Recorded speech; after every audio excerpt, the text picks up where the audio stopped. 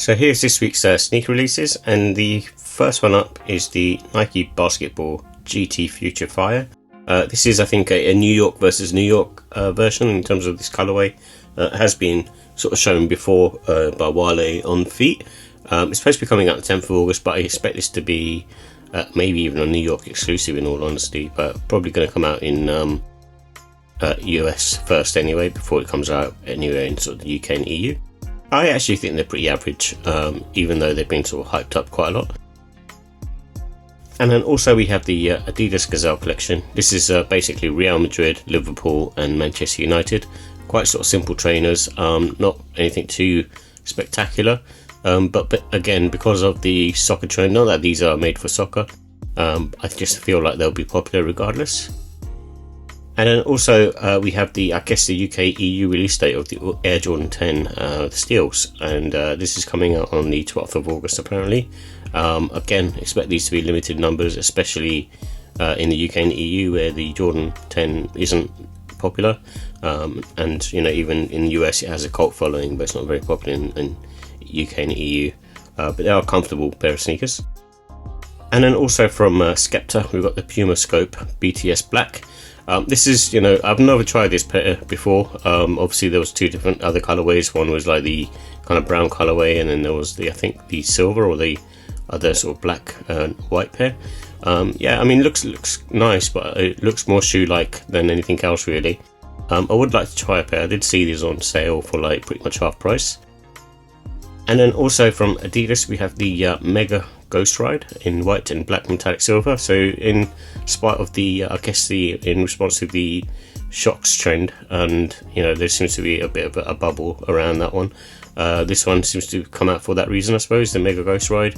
I've never tried the Ghostride sneakers, but I'm not sure how comfortable they are. And then also we have this sort of white colorway of the New Balance 204L. And I'm probably out of the loop in terms of you know, popular people, but it's supposed to be, you know, promoted by someone called Rosalia from Spain. This sneaker looks nice. It's kind of low profile. It's quite expensive here in the UK and EU at like £120, but I think they retail for about $100 or $110 in the US, which makes sense. But you know, it's got that kind of 1906R paneling, but also being low profile, which is kind of the trend at the moment.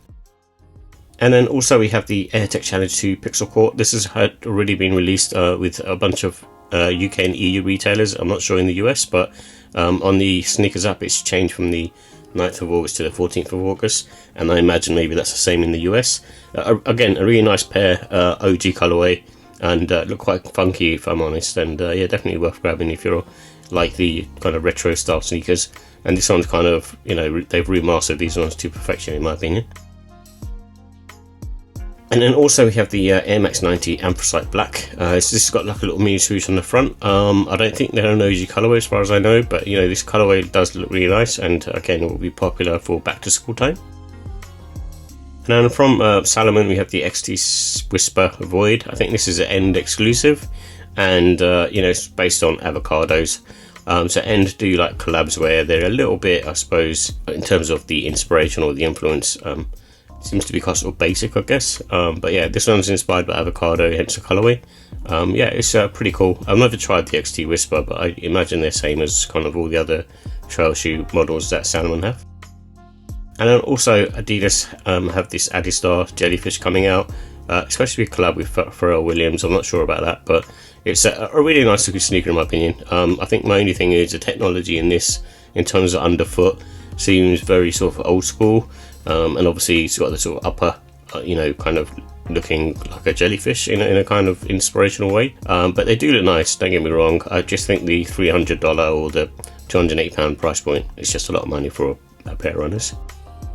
And then also from Adidas we have this Climacool laced pair, which is a Glory Grey colorway. A nice pair in my opinion. You know, these aren't the most comfortable on foot in my opinion, but overall it's still, you know, a cool looking foam sneaker, in the sense that it's quite very futuristic.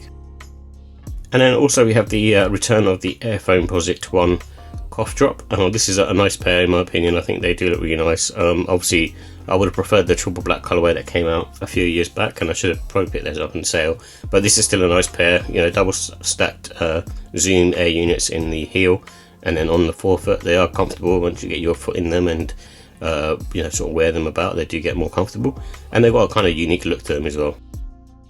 And then also from Nike we have the Superfly Luxe Pony hair pack. The black pair came out already, I think, and they kind of sold out, and I expect the same for the white pair. These are coming out on the 15th of August. They're aimed at women, so they're not something for me, hence the rating. And then also from Jar, these have got quite sort of popular, I suppose, the 3 Max volume. Just kind of loud for me, really. They're obviously for basketball sneakers, but also aimed at, I suppose, the younger crowd as well. And that's why they kind of don't really speak to me. But they are, you know, look, nice pair of trainers, don't get me wrong. Just something that's not something that I would wear, I guess. And also from Adidas Spezia, we have the Oasis marathon trainer and also the Atrial trainer. These are, you know, kind of like, I suppose with the Spezia line, they tend to take old Adidas models and kind of give them a bit of a revamp and a retuning. With these particular ones, they're not really doing it for me, but there are, you know, cult or avid Spezia fans out there and collectors who will probably jump over these because of the fact they're the collaboration with Oasis, which will be popular, and you can see sort of Noel and Liam on the tongue of each one of these pairs, so it's been endorsed by them. And then we've got the Awake New York Jordan 5. This is obviously one of the most anticipated sneakers of this year, which I'm kind of surprised by because of Awake New York and also because it's been a Jordan 5. But I have to say the collab's done really, really well. The Jordan 5, especially the high top, isn't something that I tend to wear normally. However, this one I will go for it because it's supposed to be limited to 7,000 pairs, and I do think they look nice.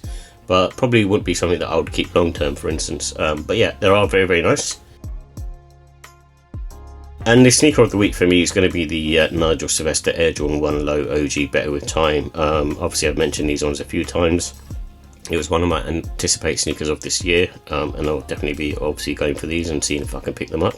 But yeah, hopefully I can, and they're quite easily available, I guess. But Jordan 1s have been sort of sitting and not being very hyped, but obviously this being a Nigel Sylvester collab, I do expect them to be popular.